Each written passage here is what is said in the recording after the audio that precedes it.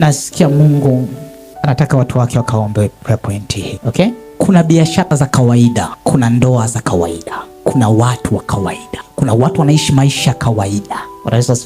Amen. Nataka ukatae ukawaida kwenye maisha yako. Nataka ukatae ukawaida kwenye maisha kwako. Sitaki kuwa wa kawaida.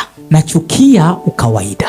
Mtu wa kawaida, kuna baadhi ya vitu vingine, kuna mahali kwingine anaweza kauawa tu kwa kawaida. Daudi anamlilia Sauli baada ya Sauli kufa, anasema na umekufa kama mtu wa kawaida. Kwa inamaanisha Sauli akuwa mtu wa kawaida. Inamaanisha kuna watu sio watu wa kawaida.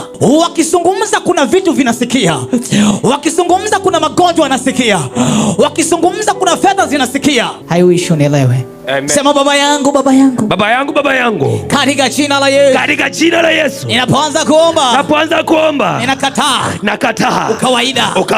Kwenye maisha yangu. Kwenye ndoa yangu. Katika jina la Yesu. Mtu wa kawaida kuna baadhi ya vitu hawezi kufanya. Nikawa niko Morogoro, nikawa nimepigiwa simu na mtu mmoja.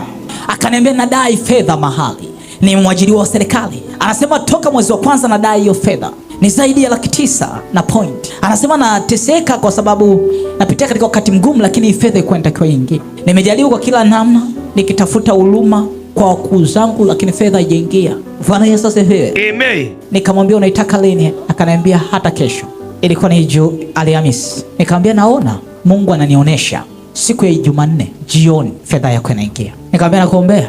Unaamini? Akasema ninaamini. Sikufahamu, nimesikia shuhuda zako kwa watu. Nikamwambia sawa. Ikafika siku ya Jumanne. Siku ya Jumatano asubuhi ananipigia simu. Ananiambia iko ni saa 12:01 wakaniingizia fedha zangu zote.